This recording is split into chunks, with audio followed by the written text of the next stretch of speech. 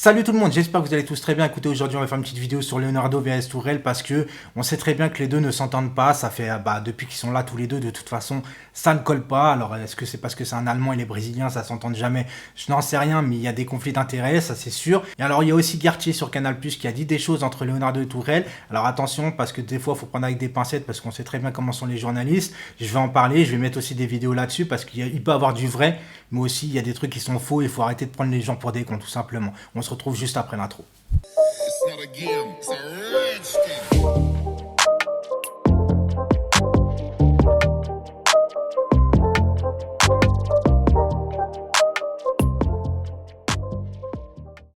Donc déjà les amis, à votre avis, qui risque de partir? Est-ce que les deux, vous pensez qu'ils vont faire la saison ensemble? Est-ce que Tourelle va partir? Est-ce que Leonardo va partir? Ou peut-être même les deux? Dites-moi déjà en commentaire si vous avez une préférence sur les deux, si vous voulez que les deux restent ou les deux dégagent.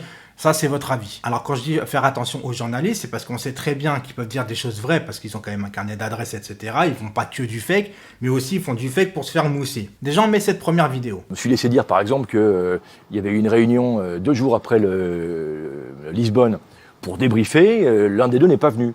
On sait lequel Je ne sais pas. Mais l'un des deux n'est pas venu. Alors tu vois là cette vidéo c'est juste pour te faire mousser parce qu'il faut pas prendre les gens pour des cons. Quand tu dis qu'il y en a un des deux qui ne s'était pas présenté à la réunion et qu'on te pose la question qui et tu dis que je n'en sais rien, donc si tu sais pas qui n'a pas été à la réunion, comment tu peux savoir qu'il y en a un qui n'a pas été? À un moment donné, arrête les conneries. Stop les conneries pour foutre la merde au Paris Saint-Germain. Tu vois ce que je veux dire? Quand tu sais pas, tu sais pas. Quand tu sais, tu sais. Ça sert à rien de se faire mousser comme ça. Tous les dossiers mercato bouclés dans le sens des départs ou des arrivées par Leonardo, quasiment bouclés, Tourelle s'y oppose. On a des noms? Ouais, Milinkovic-Savic, Skriniar de l'Inter, Tagliafico de l'Ajax, Tourelle n'en veut pas. Le départ de Draxler, par exemple, Draxler qui partirait en Bundesliga, il y a une grosse piste à Leverkusen, Tourelle ne veut pas. Donc au niveau de Savic, de Skriniar, de Tagliafico, etc., le départ de Draxler qui serait refusé par Tourelle, on peut y croire, on peut ne pas y croire. Par contre, je suis pas d'accord sur un truc quand j'entends dire que Tourelle bloque le transfert de Draxler. Parce que si le club veut vendre Draxler et que Draxler ne veut plus rester au Paris Saint-Germain,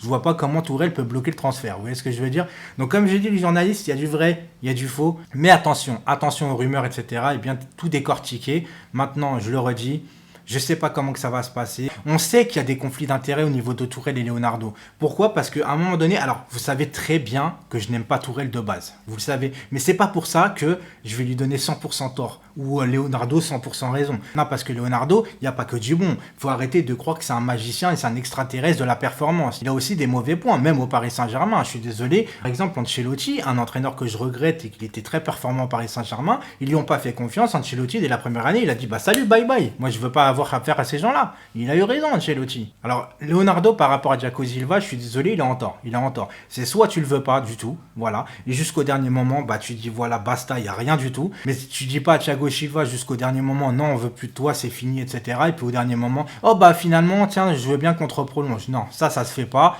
Alors je suis désolé, il y en a certains, ils vont me dire, ouais, mais bon, Thiago Silva, il aurait pu re-signer s'il aime vraiment le club. Mais c'est pas une question de ça, c'est une question, le mec te veut pas jusqu'au dernier moment, et après, en route de secours, il te rattrape. Non, à un moment donné, il y a aussi de la fierté, je suis désolé. Pour Cavani, c'est un autre problème. Moi, Cavani, je m'en mêle pas, je connais pas les histoires, etc.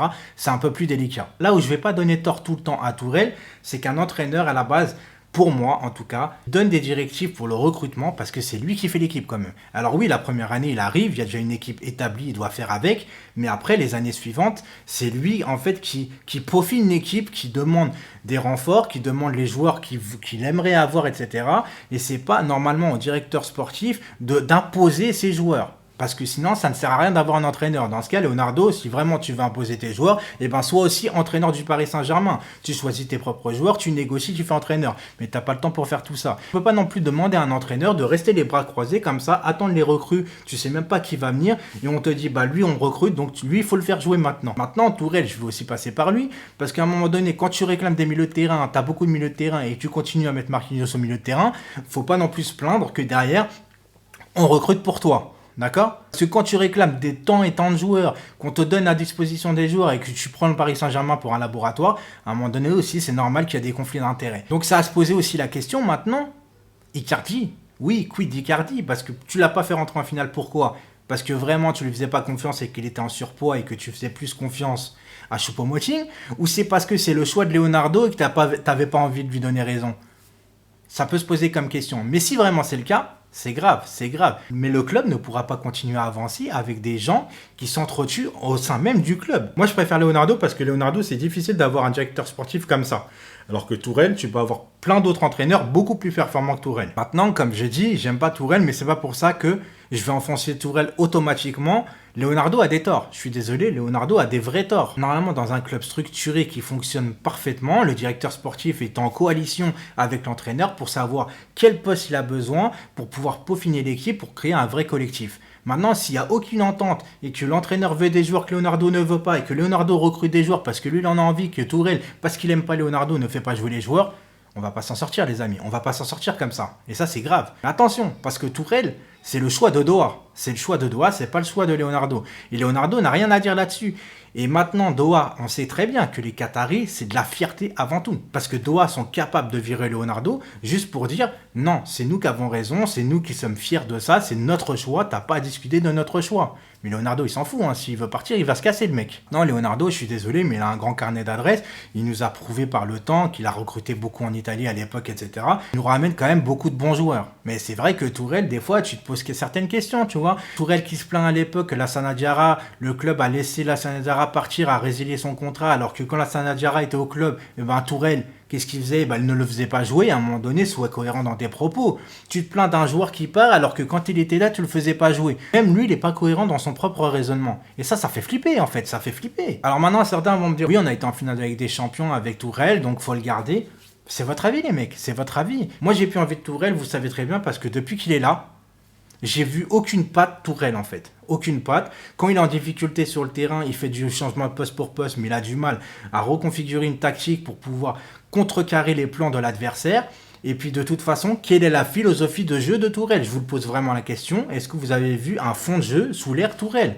Quelle est sa tactique de jeu? Quel est son fond de jeu? Parce que moi, collectivement, je ne vois rien. Je ne vois rien. On a vu un début de collectif sous Ancelotti. On a vu un vrai collectif, un vrai fond de jeu sous Laurent Blanc.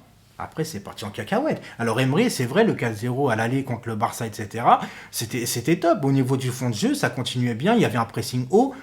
C'était top. Mais à un moment donné, quand il y a un petit truc qui ne va pas, tout part en couille. Je ne sais pas ce qu'ils ont les entraîneurs au Paris Saint-Germain, mais ça part vraiment en vrille. Tourelle, avant le match retour face à Manchester, mais c'était bien. On jouait quand même un minimum au football au tout début. Il n'y avait rien à dire par rapport à ça. Donc ça a duré quoi? Ça a duré 4 mois, 4-5 mois. Sous l'ère Tourelle, on avait vu un début de fond de jeu. Mais quand c'est parti en freestyle, et ben là, je sais pas ce qui s'est passé. C'est vas-y, tout le monde se démerde. Oh j'ai Neymar, on donne tous la balle à Neymar. Mbappé sait faire la différence, vas-y, on compte sur la différence d'Mbappé. Mais le collectif derrière, ça suit pas. Et c'est pareil, qu'est-ce que t'as Tourelle contre Paredes?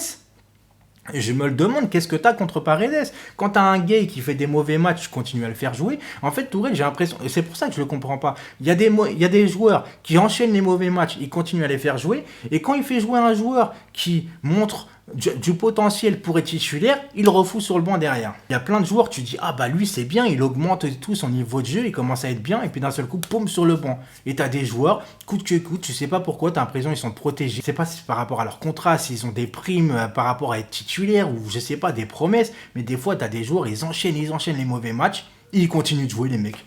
Hyper protégés. Voilà, on s'écarte un peu du sujet, les amis, mais ça craint un peu, ça craint. Alors je sais pas, moi mon avis, je vous le dis franchement. Alors certains me disent, ouais mais bon tu vas pas virer Tourelle, on va bientôt commencer le championnat. Et c'est pas parce que tu vires un entraîneur au bout de 2-3 matchs en Ligue 1 que ça y est, c'est la fin du monde. C'est la Ligue 1, on est au-dessus, tu vois ce que je veux dire? Non, la Ligue des Champions on reprend en octobre, il y a quoi de repeaufiner quelque chose. Maintenant, je pense très sincèrement qu'on va garder les deux. J'espère surtout Leonardo. Maintenant, je le dis très clairement, Leonardo n'est pas à sa première connerie au Paris Saint-Germain. Il ne faut pas croire que, en fait, il ne faut pas fermer les yeux parce que Leonardo, c'est Leonardo. Vous voyez ce que je veux dire? Leonardo, il nous a apporté beaucoup au club, il a restructuré, etc. Il a aussi fait des conneries au Paris Saint-Germain. C'est pas l'homme parfait. Non, parce que c'est facile de, comme je dis, on n'aime pas Tourelle, donc on tacle Tourelle, on est à 100% pour Leonardo. Non, j'aime pas Tourelle, mais il faut aussi comprendre aussi certains trucs de Tourelle. Même s'il n'est pas cohérent, c'est vrai dans sa tête. Mais en attendant, Tourelle, je suis désolé, c'est à l'entraîneur de faire son équipe et c'est à l'entraîneur de demander à son directeur sportif de recruter tel et tel joueur pour son équipe. Et pareil, si le directeur sportif veut recruter des joueurs, à part quand tu recrutes des immenses stars, bon là, l'entraîneur, il a rien à dire parce que de toute façon, il sera titulaire indiscutable. Maintenant, quand il y a des choix un peu stratégiques, c'est aussi au directeur sportif d'aller voir l'entraîneur et lui en parler en disant, bah écoute, lui, je pense que ça serait bien pour ton truc et tout. Faut discuter, quoi. Faut discuter. La cohésion, un collectif de staff, tu vois. Et il n'y en a pas au Paris Saint-Germain. Il n'y en a pas. Bien évidemment, on a été en finale, tout le monde va me dire, ouais, mais bon, ça a fonctionné. Mais c'est pas parce que ça fonctionne une année que ça va aller de mieux en mieux. Vous voyez? Des personnes qui s'entendent pas un an, ça va. Mais la deuxième, la troisième année, ça commence à créer des conflits. Je sais que Leonardo apparemment est de plus en plus proche d'Allegri. Maintenant, on verra comment que ça se passe. Ciao!